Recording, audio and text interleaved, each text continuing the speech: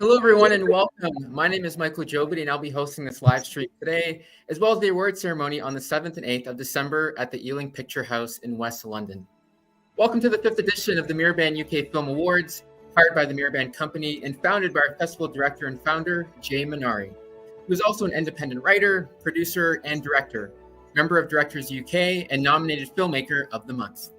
The Miraband UK Film Awards, or MUFA, is a British-based film festival listed on the British Council Festival Directory and London-based, focused on showcasing diversity in all-terror movies, created despite all the challenges of an indie low-budget production.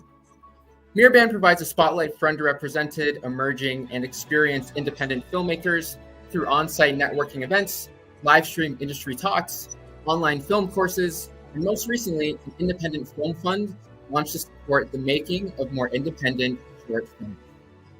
If you haven't done so yet, please check out our affordable festival tickets. Just £16 for 2 days of screenings and panels. And don't miss the limited Career Pass tickets, which offer exclusive industry access. Subscribe to our art house-focused streaming platform, Stream Auteur, to watch all the officially selected candidates of this edition and vote for your favorite, which will win the Best Film Audience Award. Let's get the ball rolling with our special guests. Please welcome Toby, Cochran, and Adrian, Ochoa, from the United States, shortlisted for Best Animation with their film LUKi and the Lights. LUKi, a charming and upbeat robot known for living life to the fullest, confronts a life-altering ALS diagnosis. Through the lens of LUKi's unwavering resilience, the story of his battle against ALS transforms into a testament to the human and robotic spirit's ability to find light even in the darkest of times. With every choice he makes, every smile he shares, and every second he cherishes, LUKi paints a vivid portrait of what it means to truly live, even as the sands of time slip through his grasp. Let's take a look.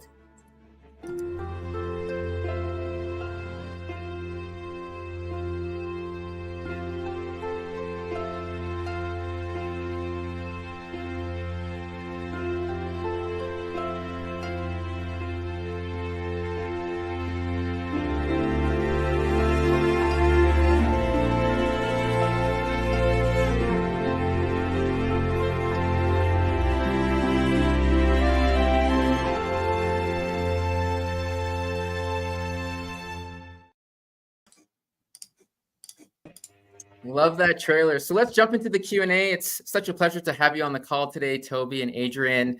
I guess my first question would be, maybe we'll start with Toby.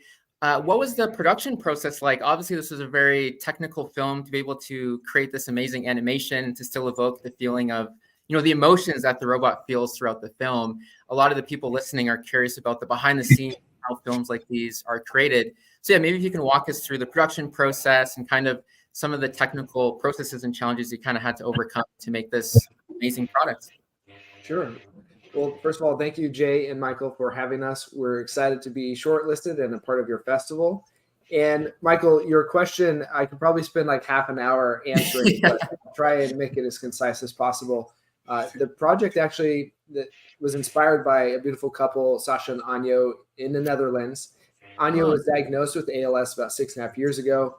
They had no idea how to explain this disease to their children. So to remedy this, they came up with this robot idea, and Sasha started drawing a robot and giant light bulbs in all the joints, and their kids could kind of follow along and fill in the lights as, daddy's hand was kind of going out and things like that.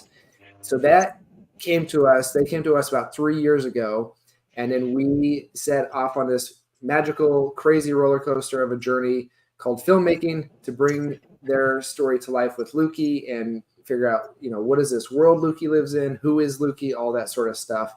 And we were fortunate enough to receive an Epic Unreal grant back in 2022, which kind of took us down a production path of a different kind of route than a traditional animation. So we used an Unreal game engine to actually make the animation and production of the entire short film. And it was really important for us to have it look nothing like a video game and have it have this kind of different style and medium, if you will, where it almost emulated a children's storybook and having like these beautiful hand-painted textures and things like that. Wow, that is amazing and unreal. I've heard so many amazing things about that platform. So to be able to create that from that, I've heard it's a difficult engine to use. So I think it's amazing that you're able to, to create that storytelling. But yeah, I'll hand it over to Jay. I know we have 10 minutes, but I think you had some questions for Adrian. I'll hand it over to yourself. Yes. Well, it's good to have both the producer and the director to the call. We definitely love the touch of diversity of the film and the way you kind of. I think definitely making a robotic film without going too much video game was a very smart choice. Visually, it's really appealing, and I was wondering, aside from the technical aspect of the Unreal Engine, how was the actual process of the production working, like how it is different for animation? Be good, especially because most of our audience are also young people who want to work maybe in this field, so they don't know much about it. So it'd be good to know from a production perspective how that's different, for instance, than from making a short film. One thing for us that was unique is that we had a totally remote team across the world. So we had people from different countries. We had over 100 artists working on the film at various times. So which was awesome because we got to basically, we wanted to make a film that could be shared with the world. We also used artists from all around the world to create this beautiful short film. And it had its challenges, sometimes people that were, sometimes our morning would be their night. So they would deliver shots and then Toby would wake up first thing in the morning and give them notes. So it's kind of like that process. But we definitely try to have team meetings as well, where everyone can kind of come and collaborate and basically, feel part of the team. Nice. And how long did it take to actually have it complete? Overall, it took us 2 years and 7 months, a little under 3 years. Wow. And was that there were gaps? There were like moments of sort of rest in between the production, or was it just very time consuming? It was time consuming, and also we used a lot of friends in the industry, so we were kind of dependent on their time schedules as well. So, right. We had one of the reasons the film was so large in terms of the team scope was there was a lot of volunteers at different points. And once kind of word got out that we were making a film to help raise awareness for ALS, there's quite a few team members that had family or friends that had passed away from some sort of motor neuron disease, and they were just really excited to be part of something that could be really impactful and special. That's absolutely lovely. Thank you for sharing that. I'll hand it over to Michael if you have another question.